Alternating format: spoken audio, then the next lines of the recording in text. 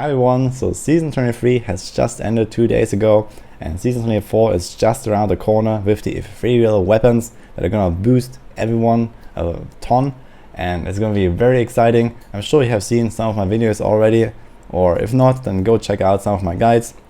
Also on Maxor we have all the season 24 updates already, so we can just jump in and have a lot of fun. So here I want to talk about my season 23, which has been very intense. I've done around 50 solo pushes. I have decided to go for every single set leaderboard, and I've also done some other stuff on hardcore. And I just want to talk a bit about my my process, about how it went, about the results, and just what was really exciting about the season. So in season 23 we got the set leaderboards, and this is when at some point I decided I want to go for every single class, every single set, which is 42 solo leaderboards. And well, that was quite an experience. Most of these builds I had never played before, and I had to learn them on the spot and try to get a rank of them. And it was really amazing with this patch how a lot of these builds suddenly got like their own little niche and their own little spotlight to be played and have a competition with. Even though we had no season theme, I had a lot of fun this time, and I believe it was one of the best seasons so far, simply because all this new stuff that you could suddenly play came up all at once. In terms of game time, I have played roughly 500 hours this season, out of which around 80 hours was on hardcore and 420 hours was on softcore. So here we had a few classes where I just played a little bit, mostly just gearing them up for like 2, 3, 4 days and then doing some solo pushes and moving on. So there's, for example, Barb, Crusader, Witch Doctor, Necro. So I didn't really do much of those. Demon Hunter as well, at least on softcore. On hardcore I only played the Age, so this is where all these hours come from. And my main class, the Wizard, which I played especially at the start of the season when I was playing in groups to farm my Paragons. I have reached Paragon 3015 on softcore and 1560 on hardcore. Out of those 3000 Paragons, I farmed almost all of them in around the first 10 days of the season. So I was like Paragon 2.7k or so on like 12th of April or so, when the season started on 2nd of April. And since then I had gotten very small gains from those solo pushes, so to say. So around 300 Paragons almost entirely from solo pushing all these different sets, and then a bit of speedruns here and there where I was farming a bit more or so, but not really that much. Now I know a lot of people are gonna tell me, oh, you should have found more Paragons and it would have been so much easier getting all those ranks. And my answer is, I don't really care. I don't really want so many Paragons. I think the Paragons make the game very boring, especially after this number or even higher, because you get a lot of extra toughness for your builds. And for me, this makes it just not really exciting to push most builds, because you simply get too tanky. Especially at around this number, when you do unaugmented pushes, you are kind of like a Paragon 1500, maybe a Paragon 2k character. I think that's a kind of reasonable amount, and is usually where the builds stay quite fun. On the other hand, I've also played quite a lot already this season, so I could have done it more efficiently if I had farmed in groups and gone for more XP, like firebird runs or something like that. But overall there was not really that much to improve in my playtime, because all those pushes also required me to farm thousands of keys. So I had to do a lot of T16 runs where you get no XP at all, and there was simply not really a way to get much more Paragons with the same playtime. So I would have needed to play a lot more, and 500 hours is already quite a lot for me with all the other stuff going on. This is, I think, my third most in a season.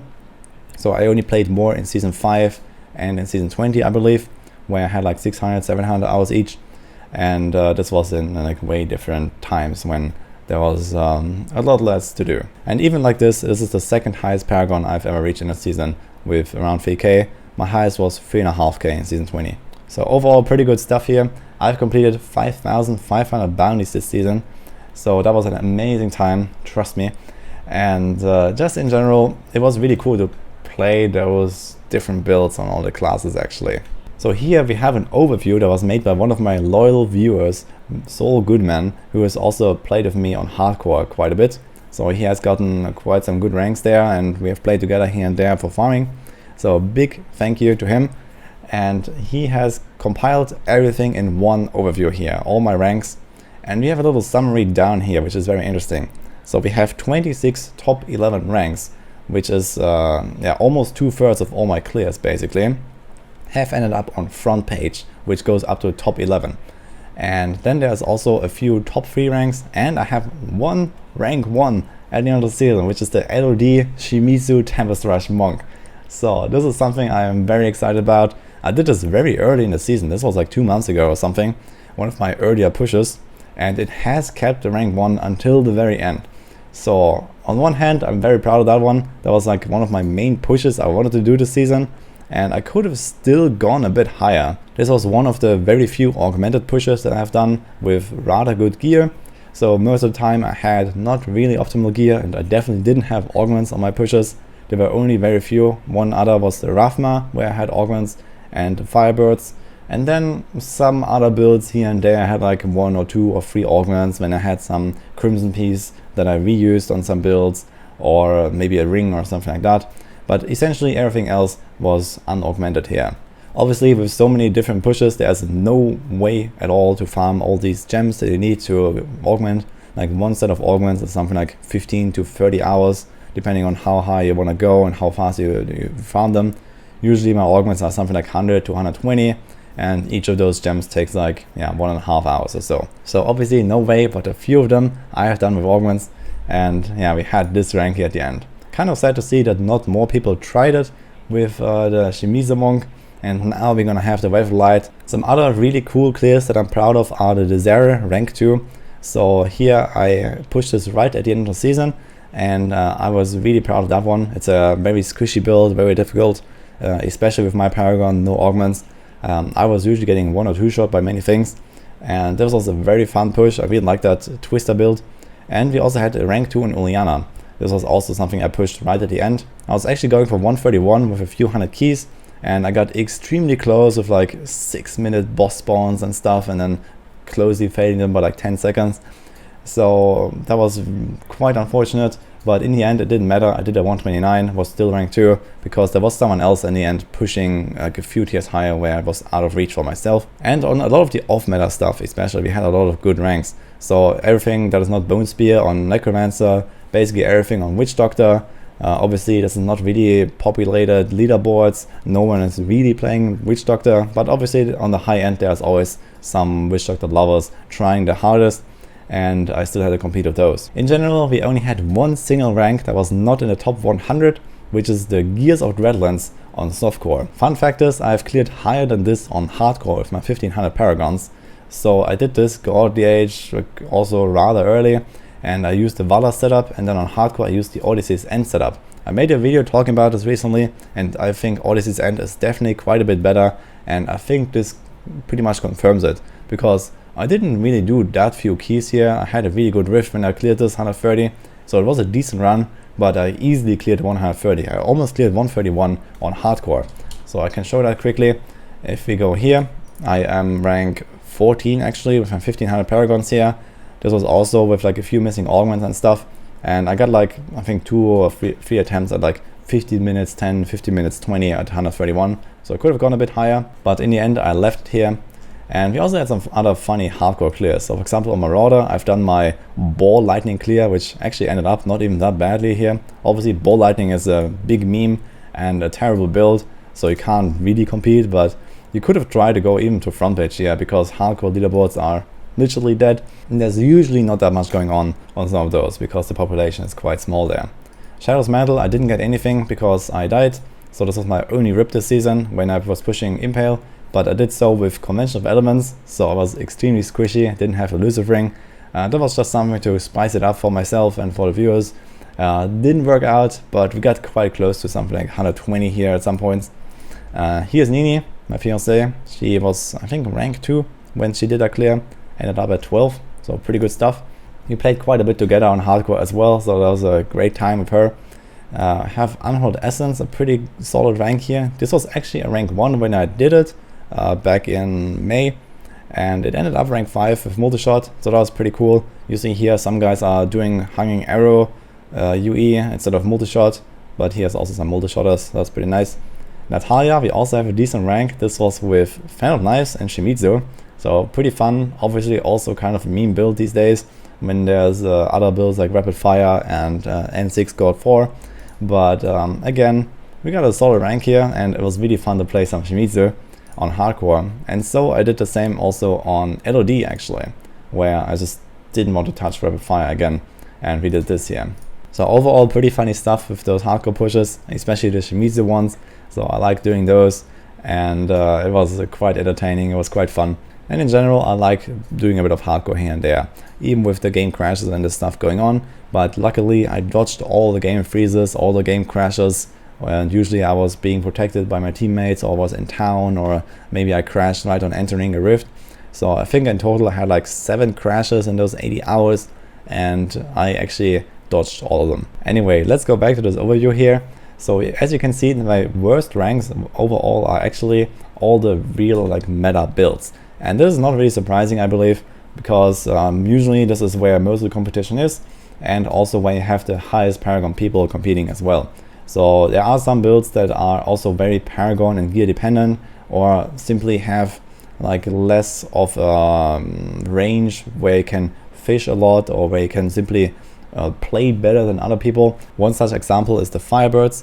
My 142 clear was alright. I could have gone like easily another 1 or 2 tiers, but I didn't want to go too crazy because I didn't enjoy the build too much, and it was only a rank 92.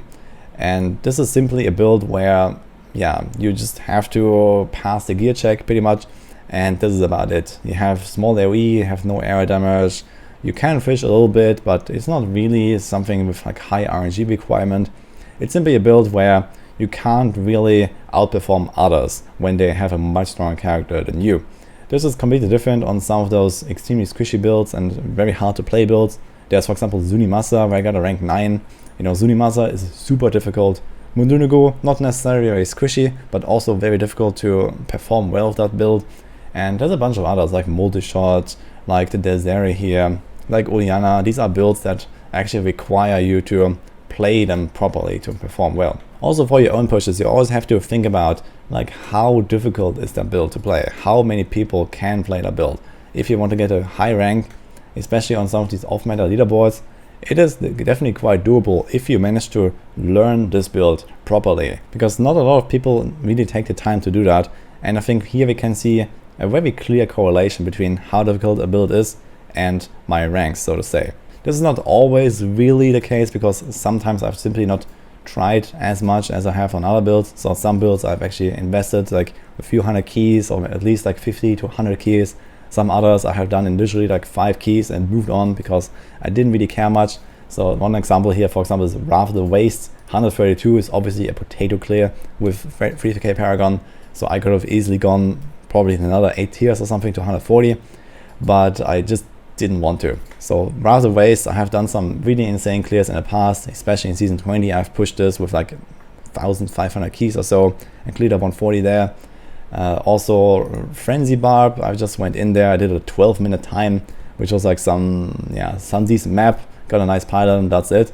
So I didn't try too much on some of those. Some of those were also a bit of a meme. For example, Roland, I did this Ashbringer clear, that was really fun, but also I didn't ever go back to actually improve it. Or also I have this 9-minute Seeker of the Light clear here, where I had hammered in there and I didn't really go back. So yeah, some of those ranks are a bit low effort, because also I was running out of time and I didn't really enjoy some of those builds very much, so I just left them there. So the most fun pushes I have played this season were probably, actually Roland's was pretty cool. Usually I like a lot of Demon Hunter stuff besides the Natalya and the nose set. Of course, this was rapid fire. I hate that build. I actually still ended up with one of my best ranks on Demon Hunter, even though I tried the least on rapid fire. This is how unpopular the build is. I was playing with multi-shot and cluster bombs in these cases here instead of hanging arrow. A lot of people actually choose to go hanging arrow there. I also had a lot of fun with Uliana, which I have actually invested quite some time on. Obviously the Shimizu monk was great here, where I got to rank 1. I like Bones of Rathma. The new Rathma rework is actually really fun to play in my opinion. So kind of sad that it's simply not that strong, not that popular. But I hope that eventually it might get some kind of bone spear treatment with maybe a buff or a new item that makes it really good. But overall, actually a pretty cool playstyle. Had some fun with Dragoons actually when I discovered that Cause Explosions is really good, but it is also a bit of frustrating because it's so squishy. On the Witch Doctor, it was alright, but I also got a bit frustrated with Zunimasa and went down a lot in tiers at some point. I think I started pushing 135 and went down to 130 just to get it done at some point. Simply because it's so squishy, you need to fish a lot for a good map to even have a chance. Even if you try to dodge everything, you simply can't in many cases and you get one shot by almost anything. And some other fun pushes here were especially the DMO with the Twister. I like that one. Town Rusher was pretty cool with Frozen Orb. And also Typhon's Veil was pretty fun. And lastly, the Gaudy Age. I had a lot of fun, especially on hardcore when I tried out the Odyssey's end setup. So that was really what revitalized my interest in that build. I think that otherwise it would be a bit too boring, but with the Odyssey's end it actually is really exciting, so I like that one a lot too. So that's also about it for what I have to share. Overall, I had a blast in the season. Obviously, nothing like this will ever happen again, most likely, because this is just, you know, too spread out, too much stuff. But I believe for season 23 this was like a fun special, and I'm really glad that I have done this. So I have learned a lot about the game, a lot about the builds, and it just had so much fun trying out all these different stuff. I can only recommend to you guys to also maybe pick 1 or 2 or 3 you know, offset, off-meta leaderboards and just try to push them to the maximum sometimes. Maybe when you have leftover augments and you collected some gear, maybe you have like a real favorite build that, you know, is not really strong, but it doesn't matter because it has its own leaderboard. You can just play it and compete there. And it's just really amazing to see the outcome. In future seasons, also season 24, I will definitely focus on fewer classes again. So there might be, you know, just 1 or 2 sets or leaderboards or something that I really want to try. For example, for season 24, I might want to try some alternate builds for some of those leaderboards. For example, LOD Crusader. I did the Bombardment in season 23, which was like the meta build. But there's also something like LOD Blessed Shield, the Captain America build, and kind of similar things. So I don't know yet which I will actually do. Most likely I'm gonna main a monk, so I'm probably gonna do a lot of monk stuff and do the No Rev Light, do the new Inner. Maybe if I play Roland again, it would actually be Shield Bash instead of Sweep. So these kind of things. But for now, we'll see exactly what I will do. Most likely monk is gonna be the main, and then there will be probably some wizard action. So I wanna do 150 with both of those classes, and we can do that quite early with like 2.5k, 3k Paragon most likely. So this is the goal at least. Let's see how that will go. And maybe I'll add 1 more class to those 2. So these are my plans. I hope that you enjoyed my overview here, enjoyed my review of season 23. Overall, I think the game is in a pretty good spot, especially for season 24 with the ethereals. It's going to be very fun. I'm very excited to try out all the builds with you know, this huge power spike and some of these interesting mechanics that they offer. And I believe it's going to be a great time. So hope you liked this video, and I'll see you guys next time.